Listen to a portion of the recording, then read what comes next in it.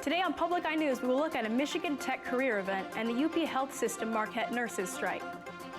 Elijah Clarity will take a first look at this weekend's weather forecast, and Max Stevens will discuss the upcoming NMU Michigan Tech rivalry. Hi, I'm Andre Vigder. And I'm Jillian Wormlinger. Welcome to Public Eye News.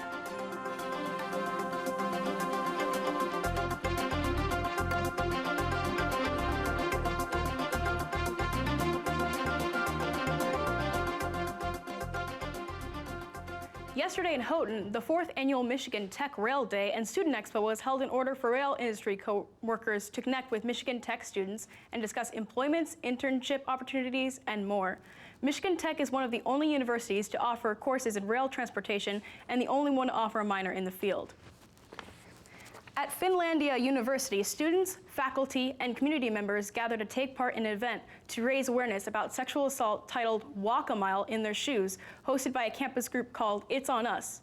Participants wore shoes of the opposite sex and walked a mile downtown Hancock. Event organizers hope this event helps keep the issue on people's minds. And Iron Mountain Police and community members are looking for your help in a missing persons case. 50-year-old Brian Scott Jacobson was reported last seen sometime between September 28th and 29th. He is approximately 6 feet tall, 150 pounds with brown hair and blue eyes, and Jacobson lives in the 200 block of West Ludington Street in Iron Mountain, which is his last known location. Anyone with information on his whereabouts is asked to contact the Iron Mountain Police Department. And this week is Mental Illness Awareness Week, and the Keweenaw chapter of the National Alliance on Mental Illness, or NAMI, is holding an educational event today. The goal of the event is to educate and battle the stigma that surrounds mental illness. Speakers will give talks on dial help, crisis intervention training, and Copper Country mental health, as well as other resources. The event starts tonight at 7 p.m. at the Portage Lake District Library in Houghton. One of the 2 Wisconsin girls who stabbed a classmate to impress the horror fictional character Slender Man is due in court to finalize a plea deal aimed at sparing her time in prison. Morgan Geyser, the 15-year-old who was the attacker, will plead guilty to the attempt of first-degree international homicide in the 2014 attack. The plea calls for Geyser not be found guilty by the reason of insanity as part of the sentencing phase of the case. Geyser's co-defendant, Anissa Wire, pleaded guilty last month and will face at least 3 years in a mental hospital. Yesterday was official count day for all Michigan schools. Count day is meant to report to the state each school's enrollment numbers, which corresponds to the revenue that school gets from the state. Negaunee Public Schools superintendent says that enrollment numbers saw an increase this year, stating, quote, "We are experiencing a higher student enrollment this year from what we had projected. Some of those students are at the high school from where we were thinking we were going to have, but a majority of at the elementary where we had projected 20 less," end quote. And after this break, we'll be back with your national and international news. Stay tuned. I've been around the world, but there's one place I keep coming back to. And the more I explore, the more I realize it's the place to be. I'm Tom Dalton, and this is Under the Radar Michigan.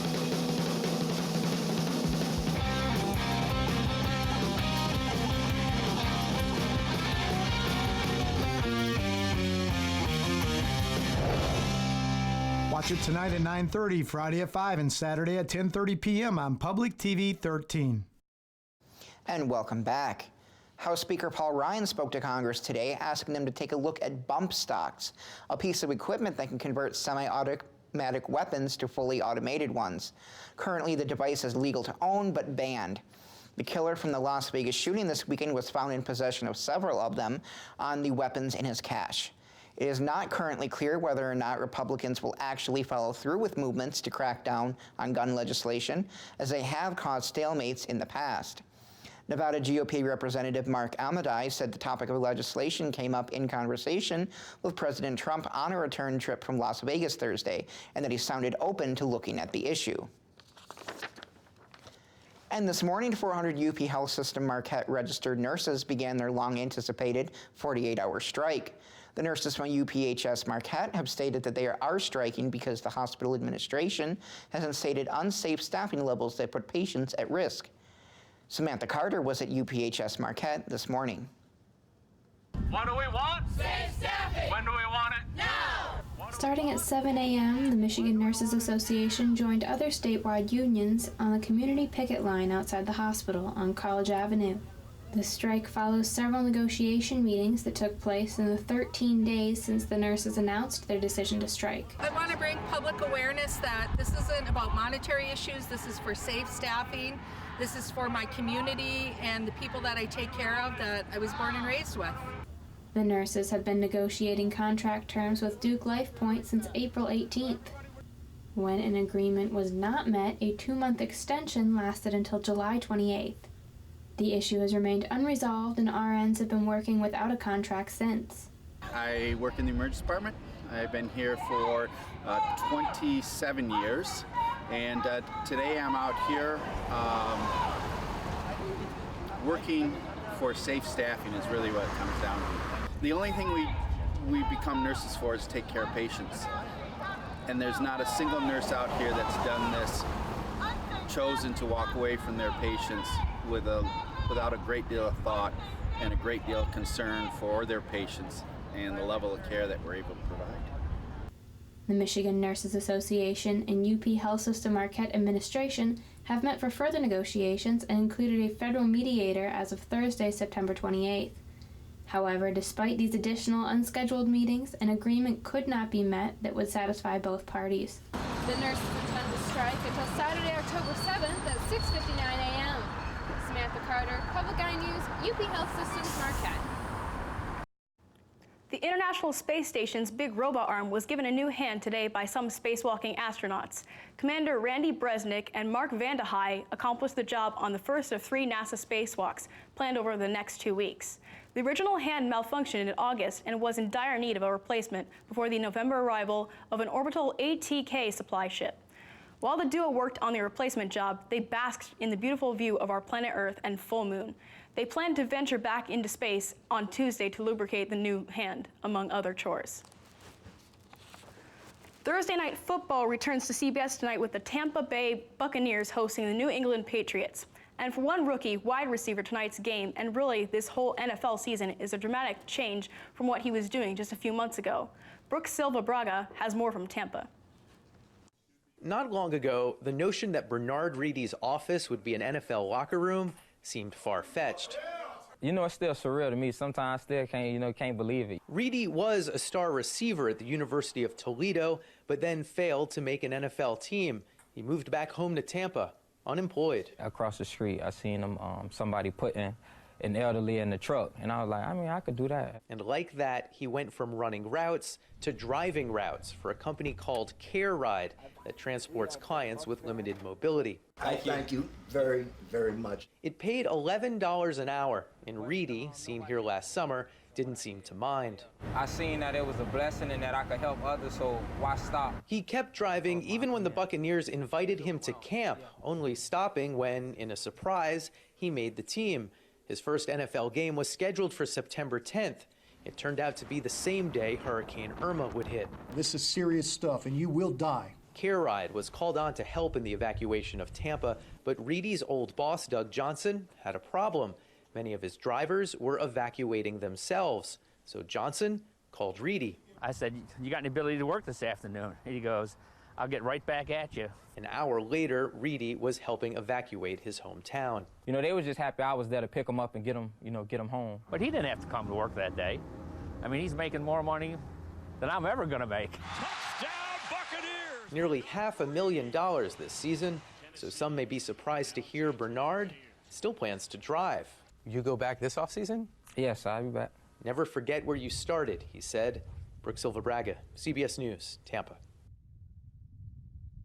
And stay with us, because after the break, we'll be back with your local weather and sports.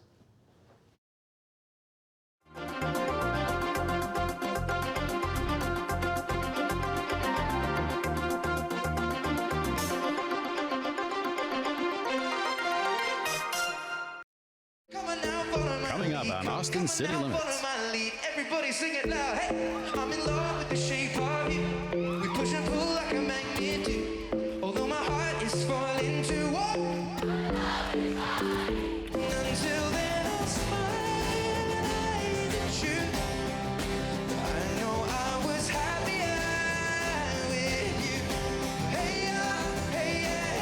Saturday at 11 after Under the Radar on Public TV 13.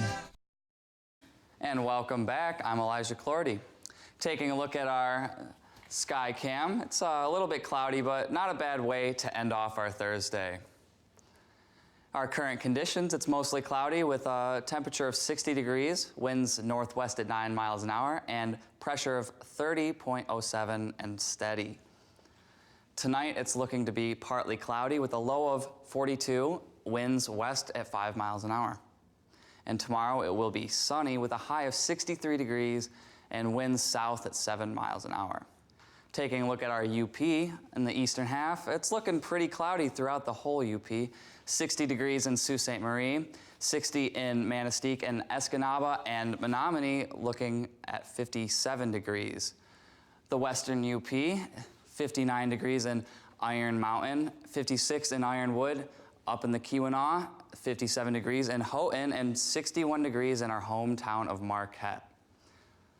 Looking ahead, Saturday, there will be a high of 66 degrees, a low of 52 degrees and rainy. Sunday will be a high of 66 degrees, a low of 49 degrees and sunny. And Monday will be a high of 65 degrees, a low of 48 degrees and mostly sunny. Well, it's looking to end out the weekend beautifully, but I hear you got some good news for NMU soccer. Yes, we do. Got a big matchup this weekend. The NMU women's soccer team returns home after a 4-game road stretch to host the rival Huskies of Michigan Tech. The game is this Sunday afternoon at 1 p.m. The Wildcats are 2-1-2 in their last 5 contests, falling 1-0 to Northwood University last Friday and fighting Saginaw Valley State to a scoreless draw on Sunday. The story of the Wildcats season thus far has been young leadership, as freshman forward Jenna Halonen currently leads the team in goals and assists. This is also the first season at the helm for head coach Sonia Basma. This game will be the 11th all-time meeting of the Wildcats and Huskies. The Wildcats own a narrow 5-4-2 advantage in the series, although the Huskies took the season series last year, winning the first match and drawing the second. Well, the first round of postseason play in the MLB has come to a close, and the stages for the divisional series are set. On Tuesday, the New York Yankees defeated the Minnesota Twins in the American League wildcard game by a score of 8-4. It's a game of big bats, with Brian Dozier and Eddie Rosario hitting homers for the Twins, while Didi Gregorius, Brett Gardner, and Aaron Judge hit it out for the Yankees. And over in the National League, the Arizona Diamondbacks defeated the Colorado Rockies last night by a score of 11-8. The Diamondbacks hit 3 triples, and both teams had 2 home runs. The 2 teams combined for 30 hits. And today begins a new era of hockey in Detroit as the Red Wings open their season in the new Little Caesars Arena. The Wings will host the Minnesota Wild, who are coming off their most successful season in franchise history, and they look to once again contend for the Central Division. The Wings find themselves still in a rebuild-on-the-fly mode as they sign Trevor Daley, Luke Witkowski, and David Booth in the offseason and hope to see improvements in young players like Dylan Larkin and Anthony Manta. The puck is set to drop at 7:30 p.m. tonight to begin the season for the Red Wings, who will play 41 games in the new Little Caesars Arena this season, with 17 of those games on weekends and 8 home games against Original 6 franchises. Well, some good news coming out of New York today for the Yankees, but I hear you got some bad news for a New York taqueria, is that it? Absolutely. A taqueria in New York was burglarized Tuesday, but by a very polite crook. Security footage showed the intruder putting on gloves and heating up a pot before breaking the cash register open. After making and eating a full meal, the perpetrator covered and refrigerated the food and wiped down all surfaces.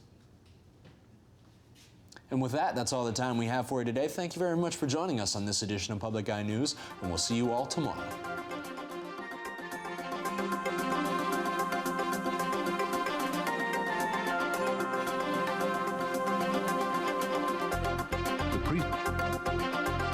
The preceding program was produced in studios located in the Edgar L. Hardin Learning Resources Center by WNMU-TV, Northern Michigan University Public Television.